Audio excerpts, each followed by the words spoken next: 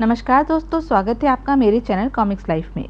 शुरू करते हैं मनोज कॉमिक्स की एक और मज़ेदार कॉमिक्स, मौत का पुजारी। मौत का पुजारी, चित्रकार हरविंदर मांकड़, कहानी विजय कुमार वत्स। एक दिन संध्या के समय, महर्षि, यह मेरी धर्म बहन का पुत्र कुंदन है। आपके आश्रम में दूर दूर से विद्यार्थी आकर विद्या अध्ययन करते हैं। मेरी धर्म बहन की इच्छा है कि उसका पुत्र भी आपके आश्रम में रहकर आपसे शिक्षा ग्रहण करे। लेकिन तुम तो मुझे किसी जंगली कबीले के लगते हो। हाँ महर्षि, मैं गोटिया कबीले का सरदार जंगलू हूँ। सरदार जंगलू, मेरे आश्रम में केवल उच्च कुल के विद्यार्थी ही आते हैं। उनके साथ मैं तुम्हारे भांजे को कैसे शिक्षा दे सकता हूँ? ओह, तब क्या मुझे आपके पास से निराश ही लौटना होगा महर्षि? इसके सिवा और कोई चारा भी तो नहीं है सरदार जंगलू। तभी, ओह, इस बालक के मस्तक पर तो बहुत तेज दिखाई दे रहा है। अवश्य ही यह बालक किसी उच्च कुल का है। फिर उसने सरदार जंगलू से पूछा, सरदार, तुम्हारी धर्म बहन क्या तुम्हारे कुल की ही है? नहीं महर्षि, वह हमारे कुल की नहीं है, कहकर सरदार जंगलू ने महर्षि नवचक्र को सारी बातें विस्तार पूर्वक बता दी। तब तो तुम्हारा भांजा निश्चय ही उच्च कुल का है। मैं इसे अवश्य ही शिक्षा दूंगा। महर्षि, आपने ऐसा कहकर मुझ पर व मेरी धर्म बहन मंदा पर बहुत बड़ा उपकार किया है। सरदार, कुंदन आज से हमारे आश्रम में ही रहेगा और पूरे 15 वर्ष हमसे शिक्षा ग्रहण करेगा। अच्छा महर्षि, अब मुझे आज्ञा दे दीजिए। तब कुंदन महर्षि नवचक्र से शिक्षा ग्रहण करने लगा। दूसरों की बुराइयां देखने से पहले मनुष्य को अपनी बुराइयों का अवलोकन करना चाहिए। कुंदन कुशाग्र बुद्धि का स्वामी था। महर्षि नवचक्र के उपदेशों को वह शीघ्र ही कंठस्थ कर लेता था। इस प्रकार कुंदन को महर्षि नवचक्र से शिक्षा ग्रहण करते करते पूरे 10 वर्ष बीत गए। एक दिन, तुम सबको मैं कई वर्षों से शिक्षा दे रहा हूँ, अतः आज मैं तुम सबकी परीक्षा लूंगा। तुम में से जो कोई भी परीक्षा में खरा उतरेगा, उसे आश्रम का सबसे योग्य छात्र घोषित किया जाएगा। गुरुदेव, हम सब परीक्षा देने के लिए तैयार हैं। तो सुनो, आज मैं तुम्हें एक बोध कथा सुनाने जा रहा हूँ। उस कथा में एक प्रश्न छिपा हुआ होगा, तुम्हें उस प्रश्न का उत्तर देना होगा। जी गुरुदेव। नर्मदा नदी के किनारे एक तपोवन में मार्कंडे नाम के ऋषि रहते थे। उनके कई शिष्य थे जो उनके आश्रम में रहकर उनसे शिक्षा ग्रहण करते थे। सभी शिष्य अपने गुरु में अपार श्रद्धा रखते थे। एक दिन, अरे, शिष्य मुकुल मेरे नाम का जाप करता हुआ कैसी सुगमता से पानी पर चला आ रहा है। आज तक मैंने किसी को भी इस प्रकार पानी पर चलते नहीं देखा। मैं स्वयं भी नाव में बैठकर नर्मदा को पार किया करता हूँ। जय गुरुदेव मार्कंडे, जय गुरुदेव। थोड़ी देर में ही वह पानी पर चलता हुआ नदी तट पर आ पहुंचा और आश्रम की ओर चला गया। लेकिन महर्षि मार्कंडे को हैरत में डाल गया। मुकुल ने इस असंभव कार्य को कैसे संभव कर दिखाया? तभी उन्हें ध्यान आया, मुकुल जब नदी के पानी पर चल रहा था तो वह मेरे नाम का जाप कर रहा था।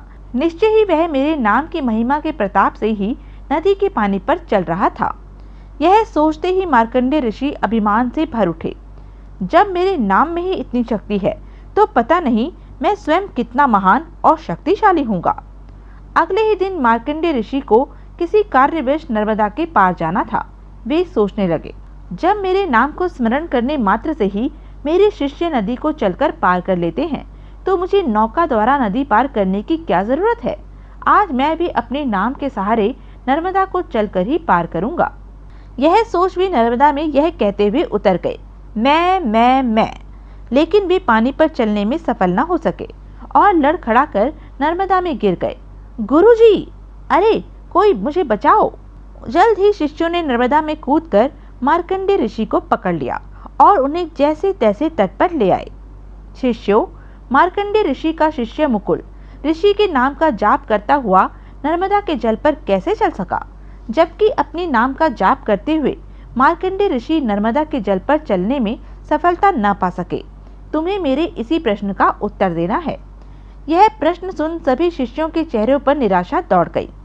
तब कुंदन ने उठकर ऋषि से कहा, गुरुदेव, मुकुल की सफलता का कारण उसकी अपने गुरु के प्रति अगाध श्रद्धा थी, जबकि मार्कंडे ऋषि के डूबने का कारण था उनका अभिमान। शाबाश कुंदन, तुमने मेरे प्रश्न का बिल्कुल सही उत्तर दिया है। मुझे यह कहते हुए बहुत प्रसन्नता हो रही है कि तुम मेरे आश्रम के सबसे सुयोग्य छात्र हो। गुरुदेव, आपकी कृपा से ही मैंने आपके इस प्रश्न का सही उत्तर दिया है। कुंदन की विनम्रता देख महर्षि नवचक्र गदगद हो उठे। उस दिन से महर्षि नवचक्र कुंदन से विशेष स्नेह रखने लगे। महर्षि की अपने ऊपर विशेष कृपा देख कुंदन के मन में अभिमान जाग उठा। निश्चय ही मैं गुरुदेव के अन्य शिष्यों में उत्कृष्ट हूँ, तभी तो गुरुदेव मुझसे विशेष स्नेह करते हैं। महर्षि नवचक्र जब भी कभी आश्रम से बाहर जाते तो आश्रम का सारा संचालन कुंदन के जिम्मे छोड़ जाते। उस समय यदि कोई विद्यार्थी कुंदन से किसी प्रश्न का उत्तर पूछता तो वह उनसे कहता, मैं तुम्हें उत्तर क्यों बताऊं? जब महर्षि लौटकर आए तब उनसे ही अपने प्रश्न का उत्तर पूछना। वह सोचता, यदि मैं अन्य विद्यार्थियों को उनके प्रश्नों के उत्तर बताऊंगा तो मेरे द्वारा अर्जित विद्या में कमी आ जाएगी। ऐसे ही जब एक दिन नवचक्र ऋषि पुनः कहीं बाहर गए हुए थे तो एक वृद्धा आश्रम में आ कुंदन से बोली, बेटा, मैं वन में राह भूल गई हूँ। थोड़ी ही देर में रात होने वाली है। क्या मैं आज की रात आश्रम में रहकर गुजार सकती हूँ? क्यों नहीं माँ। थोड़ी देर बाद, बेटा, मैं तुमसे कुछ कहना चाहती हूँ। क्या तुम मेरा कहना मानोगे? क्यों नहीं मानूंगा माँ, आप कहकर तो देखिए। बेटा, रात होने जा रही है। तुम आज मेरे कहने से दीप जलाकर उस दीप से आश्रम की अन्य कुटियाओं में भी दीप जलाओ। अभी लो माँ, यह तो आपने बड़ा ही सरल कार्य बताया है। कुंदन ने दीप जलाया और अन्य विद्यार्थियों की कुटियाओं में जा जाकर वहां रखे दीप जलाने लगा। आज कुंदन स्वयं हमारे दीप जला रहा है। पहले तो इसने कभी यह कार्य नहीं किया। थोड़ी देर बाद, देखो बेटा, एक दीप से आश्रम के सभी दीप प्रकाशमान हो गए हैं। हाँ माँ, यह तो है। बेटा, जिस दीप ने अन्य सभी दीपों को अपने प्रकाश से प्रकाशित किया है, क्या उस दीप के प्रकाश में अब तुम्हें कुछ कमी नजर आ रही है?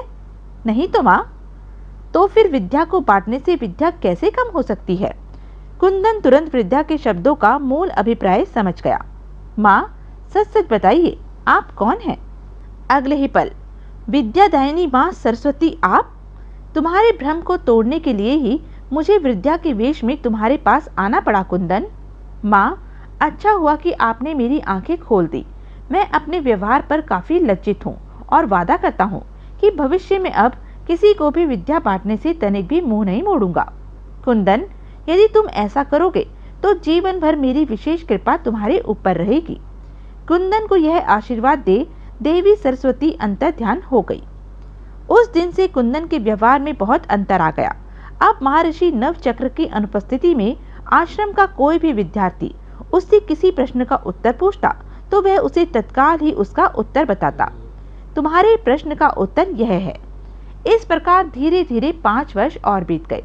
एक दिन नवचक्र ऋषि कुंदन से बोले, कुंदन, तुम्हारी शिक्षा पूर्ण हो चुकी है, इसलिए अब तुम अपने परिवार में वापस लौट सकते हो। जो आज्ञा गुरुदेव। कुंदन महर्षि से आशीर्वाद ले आश्रम से कबीले की ओर चल दिया। लंबा सफर तय कर जब वह अपने कबीले में पहुंचा, हमारी झोपड़ी के बाहर कबीले वालों ने भीड़ क्यों लगा रखी है? और जैसे ही वह झोपड़ी में पहुंचा, अरे, यह माँ को क्या हुआ? माँ, आंखें खोलो माँ, देखो मैं आ गया हूँ। कौन? कुंदन? अरे हाँ, यह तो कुंदन ही है। सरदार मामा, माँ को क्या हुआ? ये बोलती क्यों नहीं है? कुंदन बेटे, तुम्हारी माँ मंदा बहुत दिनों से बीमार चल रही थी। आज सुबह यह अचानक ही बेहोश हो गई थी। वैद्य आकर दवाई दे गया है। उस दवाई के प्रभाव से मंदा कुछ देर में ही होश में आने वाली है। वैद्य ने कहा है कि दवाई के प्रभाव से मंदा आज संध्या तक होश में रहेगी और उसके पश्चात कभी भी इसकी सांस की डोर टूट सकती है। ओह सरदार मामा, यह क्या हो गया? मैंने तो माँ को वचन दिया था कि बड़ा होकर पढ़ लिख कर मैं इसे खूब सुख दूंगा। कुंदन फूट फूट कर रोने लगा। तभी मंदा ने कराहते हुए आंखें खोली।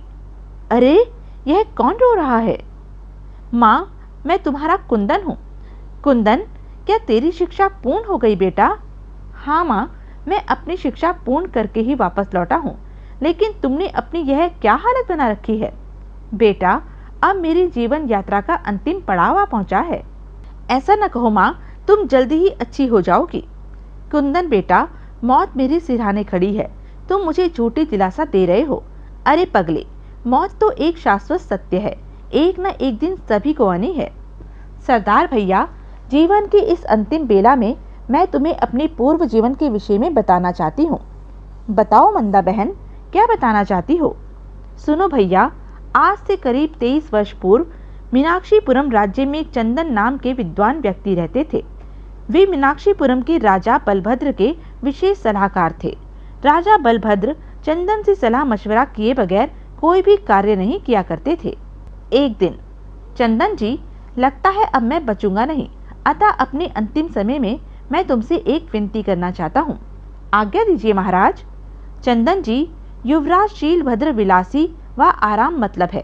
वचन दीजिए कि जिस प्रकार आप विभिन्न कठिन अवसरों पर मुझे सलाह देते आए हैं, उसी प्रकार शीलभद्र को भी आप समय समय पर नेक सलाह देते रहा करेंगे।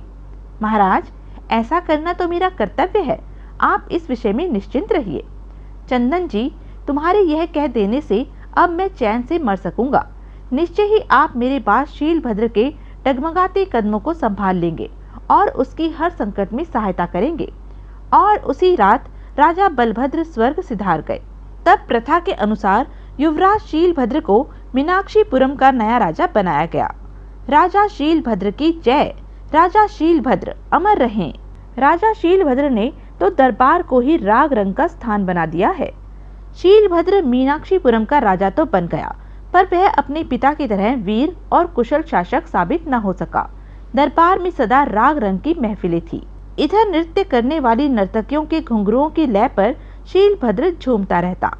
उधर राज के सलाहकार चंदन शीलभद्र का यह आचरण देख बुरी तरह परेशान था। राजा शीलभद्र का सारा ध्यान नृत्य ज्ञान की महफिलों और भोग विलास में ही लगा रहता है। प्रजा की ओर उनका तनिक भी ध्यान नहीं है। राजा शीलभद्र को उनके कर्तव्य का भास कैसे कराया जाए? चंदन समय समय पर राजा शीलभद्र को राजकाज में ध्यान देने के लिए कहते, पर वह हर बार उनकी बात हंसी में टाल देता। एक वर्ष राज्य में बरसात नहीं हुई, जिससे सारा राज्य सूखे की चपेट में आ गया और लोग भूखे मरने लगे। ऐसी विकट परिस्थिति में शीलभद्र ने सैनिकों को आदेश दिया, सैनिकों, जाओ, जाकर मीनाक्षीपुरम की जनता से लगान वसूल करो। लेकिन महाराज, सूखे के कारण लोग वैसे ही बेहाल हैं, वे इस बार लगान कैसे दे पाएंगे? तुमसे जो कहा गया है वही करो मूर्ख। जानते नहीं कि यदि लगान नहीं वसूला गया तो हमारे राग रंग की महफिलों का खर्च कैसे पूरा होगा? जो आज्ञा महाराज। शीलभद्र का आदेश पा उसके सैनिकों ने मीनाक्षीपुरम की प्रजा से लगान वसूलना शुरू कर दिया। भूख प्यास से बेहाल प्रजा के पास जो कुछ भी मिलता, सैनिक उसे ही लगान के नाम पर ले जाते। बदले में लोग राजा शीलभद्र को कोसते रह जाते। एक दिन, हमें बख्श दो सैनिकों, अगर तुम यह सब ले गए तो हम सब बेमौत भूखे मर जाएंगे। ओह, यह तो निरीह प्रजा के ऊपर सरासर जुल्म ढाया जा रहा है। अब मैं और चुप नहीं बैठा रह सकता। मुझे आज ही राजा शीलभद्र को इस विषय में सचेत करना होगा। वह उसी समय शीलभद्र के राजभवन में पहुंचा।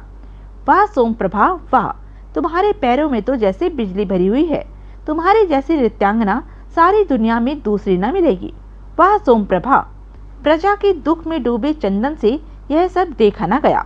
वह जोर से चिल्ला उठा, बंद करो यह बेशर्मी व विलासिता का नंगा नाच। यह सुन नर्तकी सोमप्रभा ने अचकचाकर अपना नृत्य रोक दिया। यह देख शीलभद्र झल्लाता हुआ चंदन से बोला, चंदन जी, यह क्या अभद्रता है? महाराज, उधर तो भूखी मर रही प्रजा पर आपके सैनिक जुल्म ढा रहे हैं और इधर आप ऐसी विकट परिस्थितियों में भी नृत्य की महफिलों में डूबे हुए हैं। बंद करो यह अपनी बकवास। नृत्य गान के समारोह आयोजित करना हमारी राष्ट्रीय परंपरा है और उसे निभाना हमारा फर्ज है। और प्रजा के प्रति आपका जो फर्ज है महाराज, उसे कौन पूरा करेगा? यदि प्रजा के भाग्य में भूखों ही मरना लिखा है तो उसे हम कैसे बदल सकते हैं? यह उनके पिछले जन्म के पापों का फल उन्हें मिल रहा है। जैसी करनी वैसी भरनी। चुप रहिए महाराज। निरीह प्रजा पर ऐसा लांछन लगाते आपको तनिक भी लज्जा नहीं आई? आप स्वयं अपने मन के अंदर झांककर क्यों नहीं देखते हैं? ओह, आज तो तुम शालीनता की सारी सीमाएं तोड़ते जा रहे हो चंदन। तभी सेनापति शार्दुला सिंह आगे बढ़ा। महाराज, आपकी आज्ञा हो तो अभी चंदन का सिर कलम कर इसे इसकी गुस्ताखी की सजा दे दूं? नहीं, चंदन हमारा राजकीय सलाहकार है और इसके पूर्वज भी वर्षों से हमारे राजवंश के सलाहकार बनते आए हैं। हम इसे मृत्युदंड तो नहीं, अपितु इसे देश निकाला देते हैं। 24 घंटे के भीतर इसे और इसके परिवार को यह राज्य छोड़ देना होगा। यह हमारा हुक्म है। शीलभद्र, मुझे तुमसे इसी बात की आशा थी। इस घोषणा के पश्चात शीलभद्र ने एक कागज पर चंदन के देश निकालने का हुक्म लिखा और उस पर राजसी मुहर लगा दी। तब उसने प्रधानमंत्री को बुलाया और प्रधानमंत्री जी, इस हुक्मनामे को दरबार के बाहर लगवा दिया जाए और आज से ही, बल्कि इसी समय से यह हुक्मनामा प्रभावी माना जाएगा। जो हुक्म महाराज।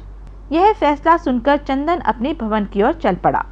आज मुझे अपनी मातृभूमि को सदा के लिए छोड़ना पड़ेगा। यह सजा तो मृत्यु दंड से भी अधिक पीड़ादायक है। वह अपने घर पहुंचे तो उनकी ऐसी अवस्था देख मैं बुरी तरह चौंक पड़ी। स्वामी, आपने अपनी यह क्या दशा बना रखी है? आपकी तबीयत तो ठीक है ना? मंदा, हमें यह राज्य इसी समय छोड़ना होगा। यह क्या कह रहे हैं आप? हाँ मंदा, राजा शीलभद्र का यही आदेश है। कहकर उन्होंने सारी बातें मुझे बता दी। सारी बात विस्तार पूर्वक जानने के बाद मैं उनसे बोली, स्वामी, किसी भी नीच व मूढ़ राजा के अधीन काम करना घोर पाप है। आपको तो खुश होना चाहिए कि आपको ऐसे राजा की चाकरी से मुक्ति मिली। हाँ, मातृभूमि त्याग कर अन्यत्र कहीं चले जाना बहुत पीड़ादायक है। मंदा, मैं भी तो इसी बात को सोचकर दुखी हो रहा हूँ, लेकिन अब राजा की आज्ञा का तो पालन करना ही पड़ेगा स्वामी। हाँ, यह तो तुम ठीक कह रही हो मंदा। तब कुंदन व मेरे साथ मेरे पति ने वह राज्य छोड़ दिया। महाराज बलभद्र, मैं आपको दिया वचन न निभा सका। मुझे दुख है कि मैं इस देश को निरंकुश शीलभद्र के हाथों सौंपे जा रहा हूँ। मेरे इस अपराध को क्षमा करना महाराज। शाम होते होते हमने एक घने जंगल में प्रवेश किया। मंदा, मीनाक्षीपुरम राज्य की सीमा से हम काफी दूर आ चुके हैं। आज की रात अब हम इस जंगल में ही बसेरा करेंगे। आप ठीक कह रहे हैं स्वामी, मेरी अवस्था भी अब एक पग आगे रखने के लायक नहीं रही है। तब हम एक झाड़ी के पीछे ठहर गए। रात होने पर जंगल में भयंकर सन्नाटा छा गया और अभी अर्धरात्रि भी हुई नहीं थी कि अरे, इतनी रात्रि में जंगल में घोड़े के टापों की आवाज कौन हो सकता है? तभी एक घुड़सवार हमारी झाड़ी के समीप आकर रुका। अरे, ये तो सेनापति शार्दुल सिंह है। इतनी रात गए इस बियावान वन में क्या करने आया है स्वामी? मुझे तो इसकी गतिविधियां कुछ रहस्यमयी सी लग रही हैं। जरूर दाल में कुछ काला है मंदा। आप ठीक कह रहे हैं स्वामी। तो यह थी अब तक की कहानी। आगे की कहानी जानने के लिए बने रहें मेरे साथ। और हाँ, मेरे चैनल को लाइक, शेयर और सब्सक्राइब करना ना भूलें। धन्यवाद।